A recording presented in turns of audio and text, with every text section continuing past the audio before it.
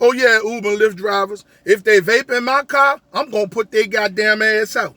Now, this is why I take that approach. Okay? I've tried everything else. I've been driving on these platforms for many years. And I have tried everything else. Okay? And it don't work. When somebody takes it upon themselves to pull out a vape and vape in your car, and you tell them that you do not allow vaping in your car, or it's going to cause a confrontation. There's going to be some bad energy there. It might even be vindictive and leave you a 1 star, or tell a lie on you, leave a false accusation. This vaping shit it's been taking the world by storm. A lot of pushback is going to come from a driver, an Uber or Lyft driver, telling a rider that they do not vape. Listen, they're going to tell you, hey, well, other Uber and Lyft drivers don't mind that I do this. Okay, the problem with that is you are not the other Uber and Lyft drivers. That was the other Uber and Lyft drivers' cars or somebody else's cars, but this is your car. And the rules that you set in your car pertains to your car, right? Another thing, they're going to come at you and they're going to say some shit like this. They're going to say, hey, man, well, it's only vape smoke. It's not smoking a cigarette. Dumb son of bitches. Just because the shit's supposed to fly away into steam or whatever it is that they call it supposed to be, what I want to tell the motherfuckers is nicotine is nicotine no matter however you get it. No matter how many percentages of it is in the product, nicotine is goddamn nicotine. Okay? THC, THCA, and P and Z and everything else, and then it comes with this mixed in bullshit, Delta 9, and all those drugs are the same drugs. I don't give a goddamn what it is. Whatever product it is, nicotine, THC, whatever it is all the same. It can blow in smoke or it can blow in steam. Still going in your system as nicotine. Okay? So, these motherfuckers that want to give you pushback, the pushback that you're going to get is going to come from the dislike that they cannot vape in your car, that you have made it clear that you don't go for that. My approach and the reason why I take the approach that I take is because I've tried it all. I've tried to be calm about it. I've seen everything in all of the rides that I've had, the thousands of rides that I've had. And you test different ways to deal with things when you are a driver that's seasoned. But when they don't work, then you just come to the conclusion that I come to. This is my approach here. Okay? A lot of, like I said, a lot of drivers don't mind people vaping in the cars because they vape, and that's fine. Your car, your rules, you do whatever you want to do. But like I said, there's millions of drivers that don't vape. And no, you don't have to put no signs up. Okay? You don't. Because number one, they paid Uber and Lyft for a ride in your car. They did not pay for your car to set up a goddamn vape lounge or hookah bar, whatever it is they want to do. They pay for a ride for however many minutes it is that they're going to be in their car. Okay? Till you drop them off. They did not pay you or whoever it is they paid Uber and Lyft for to set up a vape lounge in your goddamn car. That's it. Plain simple as that. You're gonna run everybody. Vaping don't have an age on it. Man, they're vaping from as young as 13 years old, or probably even younger in some cases. So everybody's vaping, no matter the age. So you can't just tag to an age. And when I tell you vaping is something that's called a learned behavior. They have to have it. Every 2 seconds they got to hit it. You understand what I'm saying? If they don't hit it, they seem like something is wrong. Their bodies depend on hitting that vapor every 2 to 3 seconds. Look, that's their body. They can do whatever they want. Vaping is what they do, how they vape is not the issue. The issue is how they take it upon themselves to just get in a Uber Lyft driver's car, pull out their vape and vape. Then some of them actually even roll the window down. You roll the window down, next thing you know, you got a great big old cloud of smoke. They're blowing it out the window. You say, hey man, no, you can't vape in here. Oh no, I ain't vaping in, I'm blowing out the window. No, you still vaping in the car. And and like I said, that shit is just absolutely out of control. And a lot of drivers are introverted and do not know how to defend themselves, or do not try to defend themselves because of the fact that they don't want any confrontation. They don't want nobody to be reporting them or making false accusations on them in retaliatory manners, right? And I can understand where they're coming from. But people, you cannot drive around scared all the time. Okay? The approach that I take is simple. If they get in this motherfucker and pull out a vape and go to blowing smoke up in my motherfucking car, I immediately find a clearing, a store, a parking lot where there's no traffic, a clear space where I can get them off the street safely. Go in the app, and I pull up the prompts and I cancel the trip. When the trip, if they say, why are you canceling in the middle of the trip? Passenger has been difficult, is vaping in the car. Plain simple as that.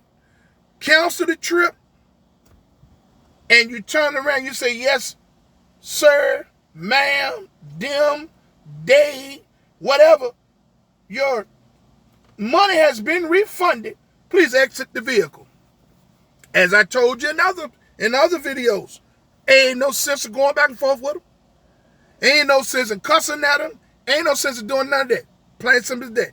Yes, the trip has been canceled. I don't allow vaping in the vehicle. Oh, well, I didn't see any signs. Yeah, well, I've canceled the trip. Please exit the vehicle. Plain simple as that. Ain't no need for this, that, and the third to get out the car. Now, I'm going to tell you what they're going to do.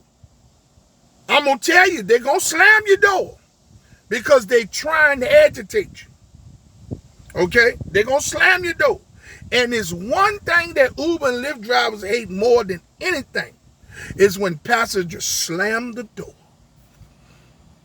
That is something that is almost for certain to trigger an Uber Lyft driver into rage, slamming the doors. You understand what I'm saying? So if you cancel the trip and you put in the reason why you're canceling the trip, they can't leave a bad review, or they can't tell a lie on you and leave false accusations. They can't, because you done already put it in. It's the same thing what people do when folks get to fighting. One go down there and run and take a one out. The next one go and take a one. They take a one out on each other. Right? We all know that they believe the writers 100% of the time. There's a zero tolerance policy for the drivers. That's why there is mass deactivation across the board. Okay? Happening on a daily basis, every minute of the day, because of that fact. Zero tolerance policy for the drivers. They believe everything the writer said. Protect yourself. Don't worry about it. Don't go back and forth. If you have a dash camera, make sure that it's clear. And if it has audio, make sure that it has audio as well. So if something comes back from that, you just submit it. People, I can't express to you the importance of having a dash camera that records in the car and out the car. Okay? Listen, I'm going to leave y'all with a little small story, okay, of a situation that happened to me. Okay. I took a trip that carried me to the train station, okay? When I get there to the train station, a guy came out. At this particular time, I was driving a van. So, as I mentioned before, I had a Chrysler Pacifica, okay? And so a guy come out, and he had some type of cart or whatever, where he had all these things in black boxes or whatever. So he asked me, he said, "Hey man, how you doing? I want to smoke." So I laid the seat down in the back for him and everything, opened it back up, and he started loading the stuff. It looked like a drum set or something. It looked like something that musicians travel with or whatever. So guy get in the car, whatever, white guy, you know what I'm saying, Caucasian male, get in the car. And I see that he's going almost 40 miles away. So I'm like, damn, this is a pretty good trip. You know what I'm saying? So he get in the car. He was a pretty cool guy and everything. He was talking, blah, blah, blah, blah, blah, blah, blah. You know what I'm saying? Whatever, you know. I get to driving. So I get on the highway, and about 10 minutes into the trip, you know, he was on the phone conversating or whatever. And all of a sudden, the whole inside of the car is filled up with this cloudy white smoke. I'm talking about, this is a goddamn van. And when I tell you, I said, wait a goddamn minute, that motherfucker, is something wrong? I'm talking about it was so much smoke. I'm talking about I'm like, it almost affected the windshield view. So I'm like, what the hell is going on? So then I smelled, and it smelled sweet or fruity or something like the fruity sweet smell, whatever it was.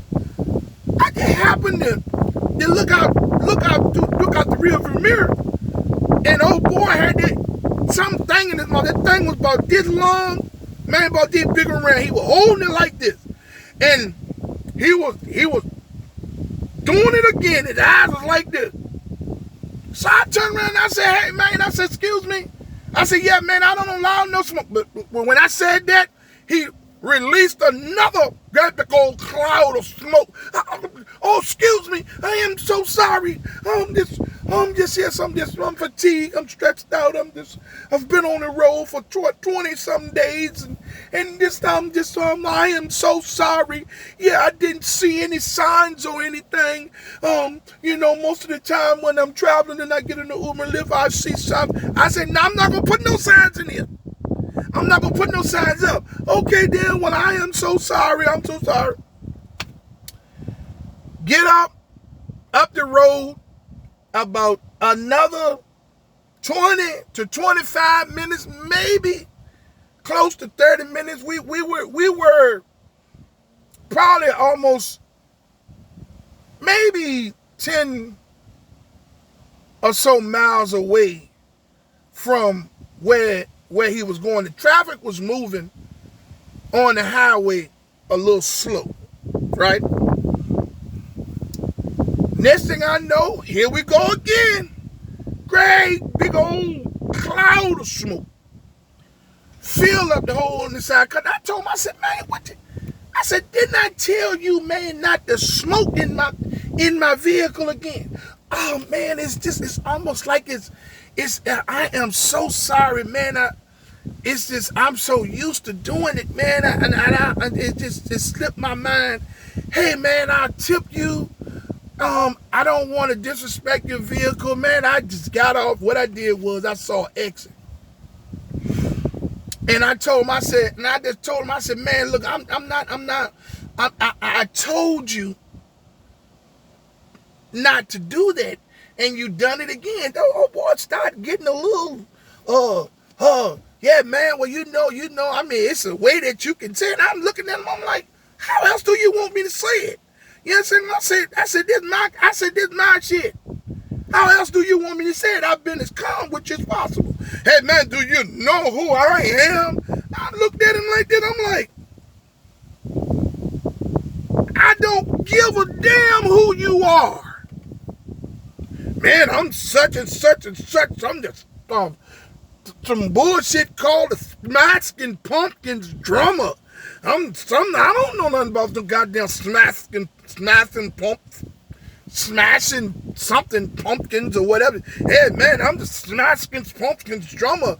And then do you really think you really much don't know me? I said, I don't give a damn who you are. By that time, we had got off the highway, and there was a Walgreens drugstore right there. I whipped up in that Walgreens, and I went in that app, and I went through the prompts, and I explained. I told the driver on several occasions not to vape in the vehicle, yet he continued and then became confrontational. Canceled the trip. I said, hey man, your money has been refunded. I opened up the back. I got out the back, and so he sat in the car for like a minute or so. Like maybe less than a minute. He was on the phone. Hey, yeah, the Uber driver, the Lyft driver canceled the ride, yeah, because I was vaping, you know. Hey, can you please come and get me? I'm at the Walgreens. I'm just gonna get my things. I'll be standing out here on the curb. Yeah, but I'm definitely gonna reach out to Lyft about this. So he gets out, whatever, he get out, whatever, and he get the stuff, whatever, and so he set stuff off on the side. So then old boy went in his pocket, and he called us up, told him, hey man, here, take this $40 for your problem. I said, you keep that $40. I said, I'm fine. You understand me? Now I lost because I was way up the highway dealing with slow traffic and everything, and I lost. But you know what? I just didn't want to deal with it. It was not worth it. You know what I'm saying? He didn't forget. He just didn't want to abide by the rules. I don't give a fuck who you are. He could have been President Clinton. He could have been Trump bullshit ass. Whoever. Don't make no difference. You know what I'm saying? I don't give a damn who he could have been Teddy Pendergrass. We know he gone, but it don't matter. I'm still going to tell him, hey man, you can't vape in this motherfucker. So I did what I thought was the proper way to do this, because as a seasoned driver, I've dealt with this so much. So what I do is, when they do it, okay, take it upon itself to do it, I pull over, cancel the trip. Hey, your money's been refunded. You can exit vehicle. What happened? Oh, no, I don't allow no vaping in the car. All right, then, go on about the business. You know what I'm saying? That's it. You know what I'm saying? Plain simple as that. I hope someone that's seen this video today about this vape, I hope Uber and Lyft drivers that took the time to look at this video today got something from it. Hey, man, I leave my videos through general conversation. I give you a story or something that happened to me, just to try to give you an understanding on how you should approach it. You take the information I'm giving you and you build your own way to do it. If you find my content helpful in any way, I would like to ask you all to subscribe, like, and share. And hit that notification bell so you can stay updated on my newest content. Hey man, I'm Rideshare RealTalk, and if somebody didn't tell you that they love you today, I do. I'm out.